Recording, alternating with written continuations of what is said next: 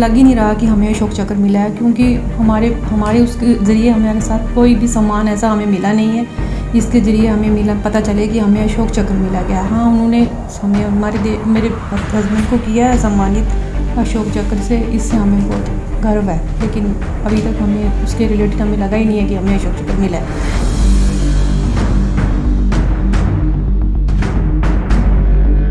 आज हमारे पास आई हैं रीना देवी मेंढर से, बाबूराम जी की धर्मपत्नी, जो शहीद हो गए थे 2020 में। मिलिटेंट्स के द्वारा वो मारे गए थे और उनको शहादत मिली थी। इस 26 जनवरी को एक बहुत बड़ा अवार्ड दिया जाता है प्रेसिडेंट के हाथों, जिसका नाम था अशोक चक्र। जिसको अशोक चक्र मिलता है, उनकी धर्मपत्नी के बहुत सारे क्वेश्चन थे। आज हमारे पास उनके क्वेश्चन के जवाब देने के लिए कुछ भी नहीं था, इसीलिए हम आज इनके मुंह से सुनना चाहेंगे कि इनको अशोक चक्र मिलने के बाद क्या क्या प्रॉब्लम सामना करना पड़ रहा है। रीना देवी जी, आप मुझे बताइए, एक बहुत बड़ा गैलेंट्री अवार्ड आपके हस्बैंड को दिया गया उनकी शहादत के बाद।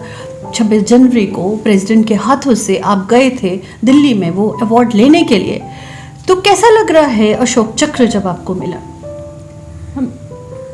हमें तो अशोक चक्र मिलने पे बहुत गर्व महसूस हो रहा है कि देश ने उन्हें सम्मानित किया है अशोक चक्र से, लेकिन हमें लग ही नहीं रहा कि हमें अशोक चक्र मिला है, क्योंकि हमारे उसके ज़रिए हमारे साथ कोई भी सम्मान ऐसा हमें मिला नहीं है जिसके ज़रिए हमें मिला पता चले कि हमें अशोक चक्र मिला गया। हाँ, उन्होंने हमें मेरे हस्बैंड को किया है सम्मानित अशोक चक्र से, इससे हमें बहुत गर्व है, लेकिन अभी तक हमें उसके रिलेटेड हमें लगा ही नहीं है कि हमें अशोक चक्र मिला है। जिस दिन आप एयरपोर्ट से जम्मू की धरती पे उतरे, क्या आपको आपका स्वागत करने के लिए मीडिया भाई, हमारे पूरा देश, नेता सब थे वहाँ पे? कोई भी नहीं था हमारे स्वागत के लिए, वहाँ कोई नहीं था। आप अकेले आए? जी हाँ, हम अकेले। और अकेले ही आप अपनी ही गाड़ी में चले गए मेंढर? हाँ जी। जब आप मेंढर पहुँचते हैं, वहाँ पे आपका भव्य स्वागत हुआ होगा? कुछ नहीं हुआ, ऐसा कुछ भी नहीं हुआ। वहाँ पे भी कुछ नहीं किया गया? मतलब इतना भव्य अवार्ड मिलने के बाद भी आपको जो मिलना चाहिए था मान सम्मान, वो कहीं से नहीं मिला। कितना दर्द है आपको इस बारे में? हमें बहुत दुख महसूस हो रहा है इस बारे में कि हमें इतना बड़ा अवार्ड मिलने के बाद भी हमें वो सम्मान नहीं मिल रहा है। और मुझे पता चला है कि आपके 2 बच्चे हैं। एक बेटा है, 12th पास की है उसने, और एक बेटी है 9th क्लास में। मेंढर जैसे शहर में यहाँ पे आज भी बहुत रिस्क है, और मैंने सुना है कि आप चाहते हो कि इनकी पढ़ाई का खमियाजा ना हो, तो इसीलिए आप जम्मू रहना चाहते हैं। जी, हम जम्मू रहना चाहते हैं। हम मिले भी थे, हमने बोला कि हमने एप्लीकेशन दी थी कि हमें एक क्वार्टर दिया जाए, लेकिन अभी तक 2 साल हो रहे हैं, हमें कुछ भी रिस्पांस नहीं मिला, कुछ नहीं हो रहा है हमारे। मतलब आपको एक क्वार्टर तक नहीं दिया गया? क्वार्टर तक नहीं दिया जा रहा है। वो फिर आप बोल रहे हो कि अशोक चक्र बहुत बड़ी बात है जी, लेकिन उसके रिलेटेड हमारे साथ कुछ भी नहीं हो रहा है ना। उन्होंने पहले बोला था कि आपके बच्चों की फ्री एजुकेशन का करेंगे, बच्चों की एजुकेशन का भी कुछ नहीं हुआ, और ना ही हमें कुछ एक क्वार्टर मांगा था, वो भी नहीं मिल रहा है। थोड़ा बताएंगे बाबूराम जी के बारे में कि वो कितने साल हो गए थे उनको? 18 साल वो श्रीनगर में रहे, मिलिटेंसी में, स्पेशल उसमें STF में थे वो। तब लगातार 18 साल कश्मीर में वो नौकरी करते रहे। उनकी पोस्टिंग नहीं हुई बीच में? इस दौरान नहीं हुई। उन्होंने एप्लीकेशन भी दी 2 बार, उन्होंने पोस्टिंग नहीं की थी उनकी। 18 साल वो मिलिटेंसी के साथ लड़ते रहे, और हमें आज तक हमें को पूछने के लिए भी नहीं आया कि वो आप किस हाल में हो, कैसे हो, किसी ने नहीं पूछा हमें। ऐसा क्या रीज़न था कि वो लगातार 18 साल कश्मीर में रहे और उनकी ट्रांसफ़र नहीं हुई आगे पीछे, जबकि हालात कश्मीर पे इतने भयंकर थे, फिर भी वो 18 साल नौकरी करते रहे श्रीनगर में? अब मुझे तो इसका मालूम नहीं है, लेकिन अभी 18 साल उन्होंने उधर ही किया। 2 बार उन्होंने एप्लीकेशन दी कि मुझे टॉप पोस्टिंग चाहिए, लेकिन उन्होंने नहीं की। तो 18 साल उन्होंने उधर ही की है सर्विस, जितनी भी सर्विस की उधर ही की श्रीनगर में। ऐसा क्या हुआ था जब उन्होंने शहादत दी? थोड़ा सा वो बताना चाहेंगे, इंसिडेंट क्या हुआ ऐसा? 3 मिलिटेंट घुस गए थे पंथा चौक में। पहले उन्होंने किया था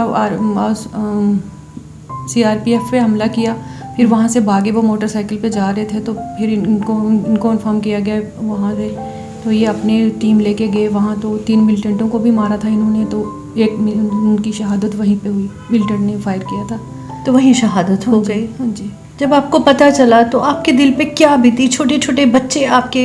अभी हमें तो रात को पता नहीं चला, रात को 11 बजे यही बात हुई, पर हमें सुबह 7 बजे हमारे घर पे जब पुलिस की गाड़ी आई तो हमें पता चला। हमारे तो क्या होना था आपको पता ही है, छोटे छोटे बच्चे थे हमारे, हम मिडिल क्लास फैमिली के बिलोंग करने वाले थे। हमारे घर में एक वही थे जो सर्विस कर रहे थे, बाकी तो बच्चे मेरे अभी छोटे छोटे। पुलिस की तरफ से आपको कुछ योगदान मिला, कुछ नहीं। सराहना मिली, या बच्चों के पास पुलिस वाले आए, बड़े बड़े ऑफिसर आए कुछ कोई भी सिंपैथी नहीं। देने के लिए या कोई कुछ नहीं। आश्वासन देने के लिए? कोई नहीं आया हमारे कोई नहीं पास, आया। कोई नहीं। मतलब पूरा देश सो रहा था और आपको एक तरफ अशोक चक्र मिल रहा था, तो आपको इस बात का दुख है, तकलीफ है कि देश को याद ही नहीं कि बाबूराम जी ने शहादत दी। क्या कहना चाहते हैं आप इस बारे में?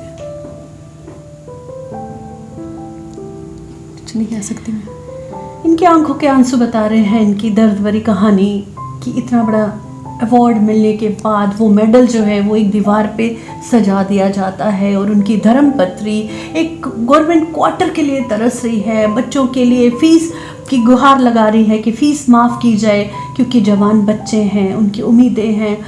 पेंशन मिलती है आपको? जी पेंशन मिलती है। सैलरी नहीं दी जाती? नहीं, सैलरी नहीं। कितने साल रह गए थे उनकी नौकरी को? 7 साल अब बाकी। 7 साल बाकी थे। जी। पेंशन स्टार्ट हुए कितनी देर हो गई? 1 साल। 1 साल। जी। शहादत को 2 साल हो गए और पेंशन में 1 साल। 1 साल हुआ। जी। उससे पहले आपको कुछ नहीं दिया जा नहीं, रहा था, अभी कुछ कोई सैलरी नहीं दी नहीं, जा रही कुछ थी। नहीं। तो कैसे गुजर बसर करते हो आप बच्चों का? पहले तो चल ही रहा था, लेकिन अब मुश्किल हो रही है, तभी सबके पास जा रही हूँ कि बच्चों की एजुकेशन का करें, कुछ करें, लेकिन अभी तक कुछ हो नहीं रहा है। 2 साल हो रहे हैं मुझे घूमते हुए सबके पास। आपके लिए अशोक चक्र क्या मायने रखता है? अभी तक तो कुछ मायने नहीं रखता, क्योंकि अगर उन्होंने दिया है तो उसको करना भी चाहिए। अगर इतना बड़ा अवार्ड मिला, मुझे उनको खुद पूछना चाहिए, लेकिन मैं सबके पास जा रही हूँ, लेकिन मेरी कोई सुन ही नहीं रहा है। मेरी चली बोल रहे हैं काम हो रहा है, चल रहा है, अभी 2 साल से चल ही रहा है, अभी कुछ भी नहीं हो रहा। आप जगह जगह जा रही हो, गुहार लगा रही हो, क्वार्टर की मांग कर रही हो, बच्चों की फीस की मांग कर रही हो, लेकिन आपको आश्वासन पे आश्वासन दे रही है गवर्नमेंट, सरकार और पुलिस वाले। तो बहुत दुख की बात है, इतना बड़ा अशोक अवार्ड, इतना बड़ा गैलेंट्री अवार्ड जिनको मिलता है वो किसके लिए मिलता है? क्या किया बाबूराम जी ने? क्या आपको इस क्वेश्चन का आंसर समझ में आ रहा है कि उनकी धर्मपत्नी आज हमारे पास आई थी और उनकी आंखों में ढेर सारे सपने थे, आंसू थे। उनका बेटा जो एक सपनों को संजोए हुए बैठा था कि काश उसके पिताश्री आज जिंदा होते तो उसके बड़े बड़े ख्वाबों को पूरा करते, आज उन्होंने देश के लिए शहादत देती। लेकिन आज देश जो है इन बच्चों के लिए क्या सोच रहा है? बहुत दुख की बात है। ये कहानी हम पहुंचाना चाहते थे आप तक कि ऐसी वीर माताओं के लिए, वीर पत्नी के लिए क्या राय है आप सबकी, ज़रूर बताइएगा। CEN न्यूज़ की पूरी टीम की तरफ से हम आपको आश्वासन देते हैं कि आपका ये वीडियो हम ज़्यादा से ज़्यादा लोगों तक पहुंचाएंगे, सरकार तक पहुंचाएंगे। शायद किसी के दिल में वो श्रद्धा भाव बाबूराम जी के लिए आ जाएगा, तो शायद वो आपकी जो गुहार है, जो मांग है, उसको पूरी करेंगे। CEN न्यूज़ में हम हमेशा दिखाना चाहते हैं ऐसी वीर योद्धाओं की कहानियाँ, उनके आंसुओं को आप तक पहुँचाते हैं, उनकी दर्द भरी कहानियाँ आप तक लेके आते हैं। मैं संध्या गुप्ता सनी के साथ फिर से एक नई कहानी लेके आपके सामने प्रस्तुत हूँ।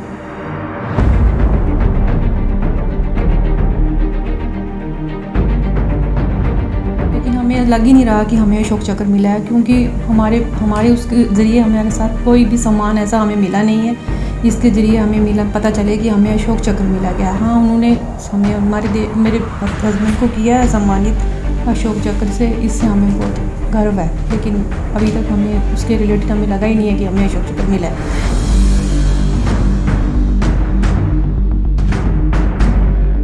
CEN न्यूज देश प्रदेश की ताजा तरीन खबरों के लिए CEN न्यूज को सब्सक्राइब करें और रहें पल पल की खबर से हर पल बाखबर।